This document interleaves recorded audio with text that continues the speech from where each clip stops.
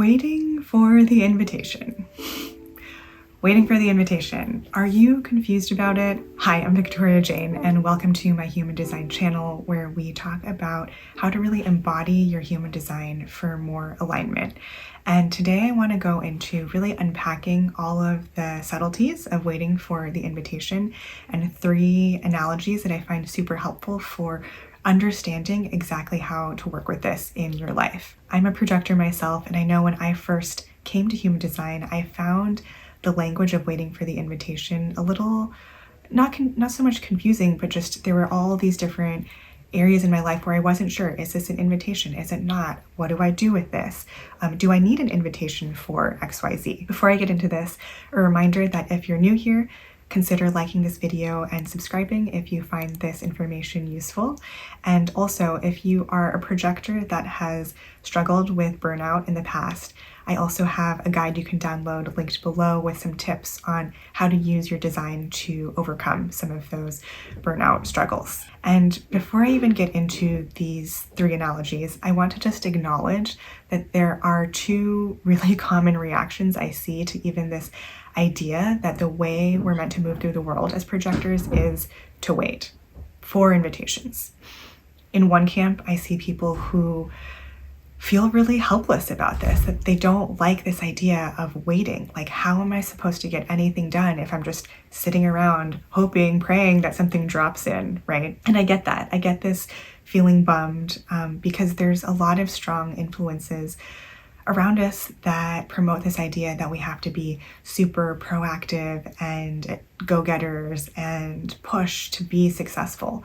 And while there's certainly a place for aligned action, one of the big gifts of waiting for the invitation and just human design in general, I believe, for projectors, is this idea that we can approach life with a little bit more ease. So for those of you that feel a little scared about waiting, I will give you a little bit more to work with to hopefully help with some of that. And then in the other camp, I see a reaction of total relief of, oh my God, I knew that pushing and doing things the way I wasn't working. It didn't feel good. It felt like such a struggle.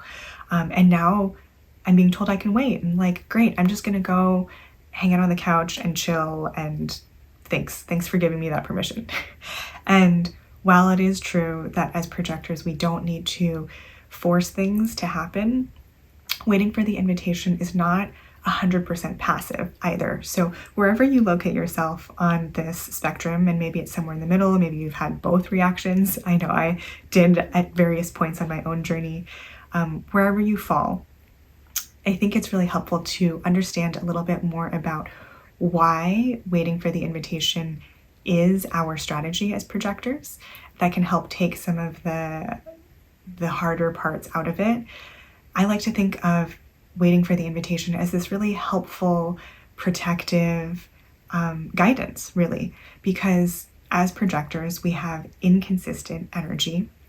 We don't have sacral energy defined the way that generators and manifesting generators do, like most of the population.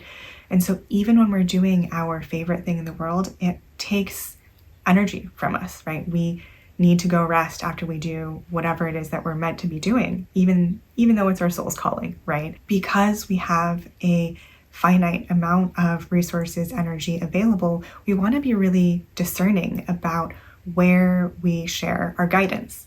And this is where waiting for the invitation really comes into play, is that it is a supportive way for us to make the most out of what we have to offer. The other important thing to keep in mind is that the scope of waiting for the invitation is really limited only to when we're sharing our guidance with others. Now, the projector purpose is to help the collective, help people make things better and more efficient, share a unique perspective, right? And so there's this involvement of others that plays into our role in the collective and also in our strategy. So waiting for the invitation, it's going to come from this whatever situation where you're trying to share something, right? It doesn't apply to solo decisions or the tiny mundane decisions of life. So I always joke, like, you don't need your salad to invite you to eat it when you're trying to decide what to eat for lunch. And other strategies, that's not the case. So I just don't want you to get confused if you maybe are learning about human design, maybe you're learning about your friends or family members' design. People all of a sudden think they can't invite their friends to things anymore because there's this taking of the invitation so literally. And that's not the case, right? As long as you're doing something and it's for yourself as opposed to really like offering this guidance, it's all good. You really want to become a sculptor, like that is what you're so excited to do. You don't need an invitation to apply to an art program, right? Anything where it's you developing your own skills, especially for things that allow you to step more into that role of seeing things your own unique way, feel free to go for it. So another way to think about waiting for the invitation is it's essentially not sharing your guidance, your wisdom with others until you feel like there's an appreciative, receptive space, that you feel like people will receive what you're offering. You feel recognized in some way, and you know your guidance will be appreciated. And core to this is really knowing, what does feeling recognized or being recognized feel like to you, like in your body? Can you sense when you're in a situation and you're feeling recognized versus not? That is something really important to just start noticing in your life right now.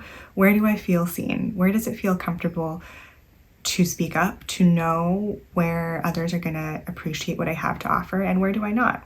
And in those situations where I don't, how am I showing up? If I'm trying to constantly like share more and insert myself, can I experiment with maybe just pulling back a little bit, right? So that's some high level information about waiting for the invitation. Now, the first analogy I want to give you relates to this key idea that waiting for the invitation isn't totally passive.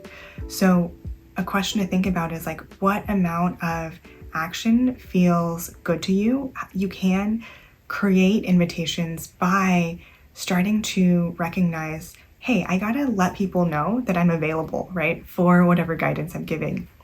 If you think of yourself as like an advice shop, right, you gotta hang up your open sign and let people know I'm available, and like open the door and maybe turn on the lights, right?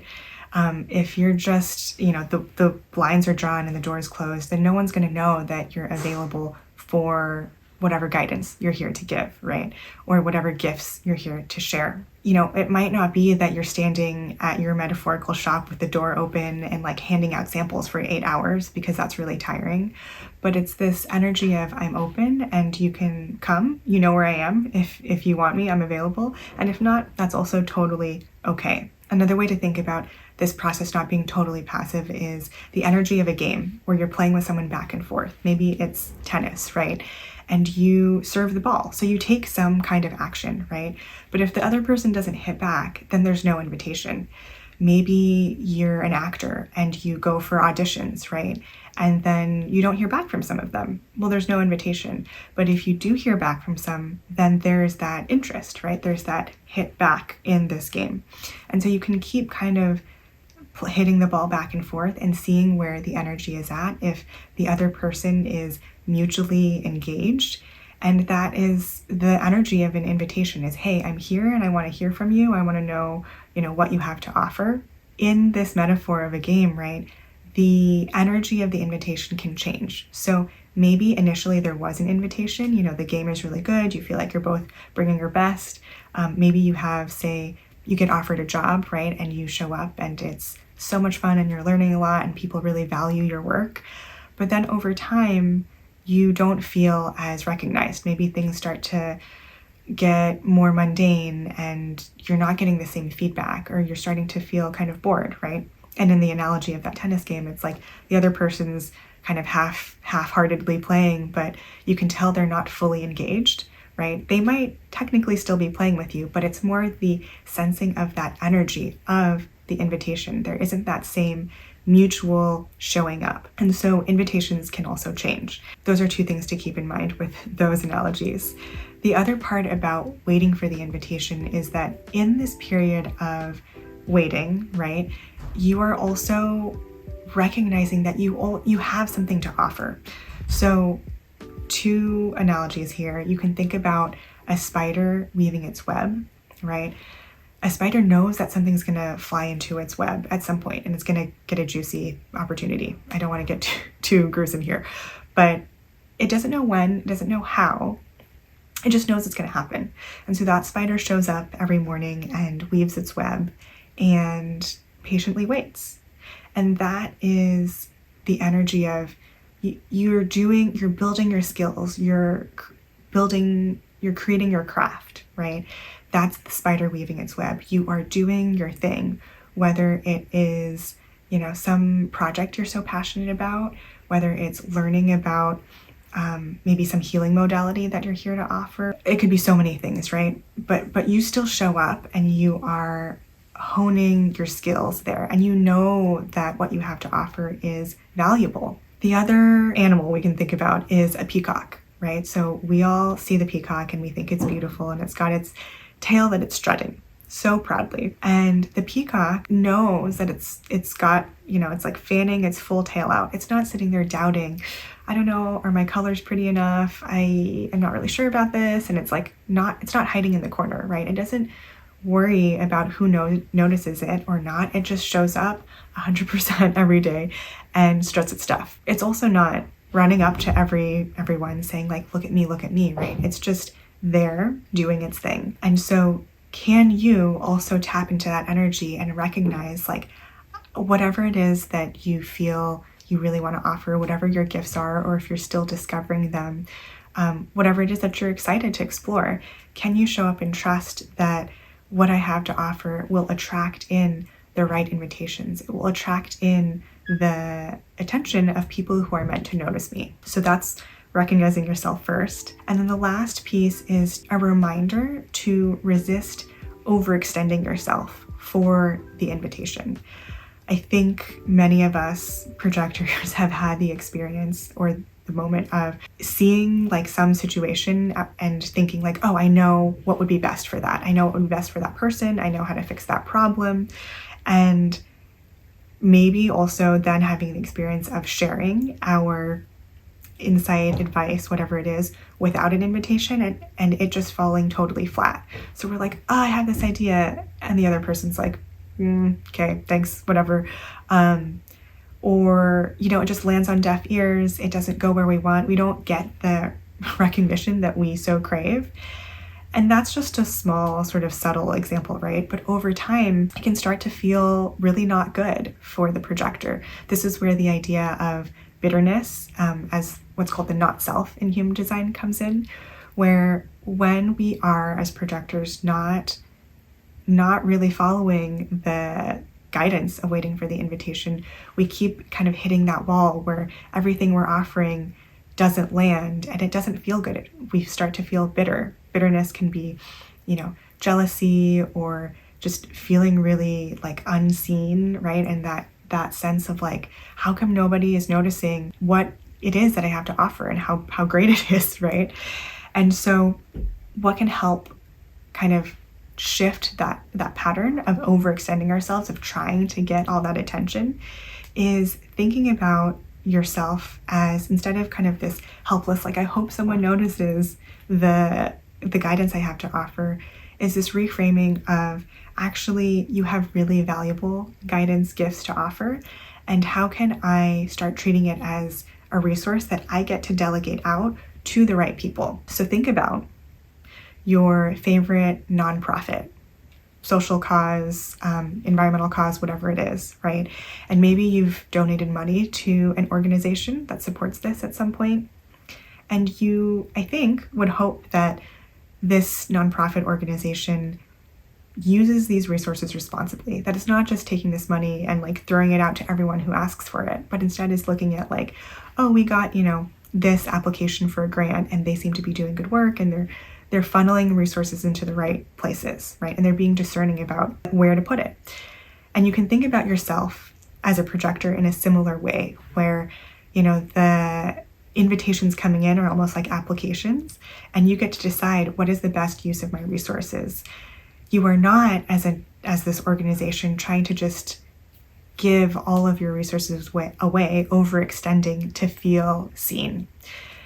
So I hope that analogy of thinking of yourself as a nonprofit organization, of stewarding your wisdom, your resources as an empowering way to take back some of that concern that, oh my gosh, I need to go and like earn these invitations, prove myself, right? Because it's not about that.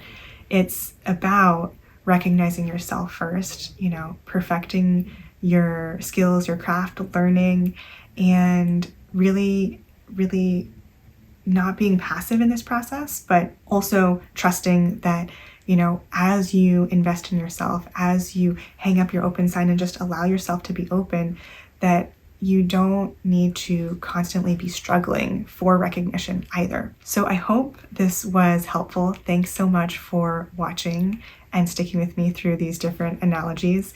If you have any comments, I would love to hear how this all landed below. Again, feel free to like if you found value in this, and I will see you in the next one.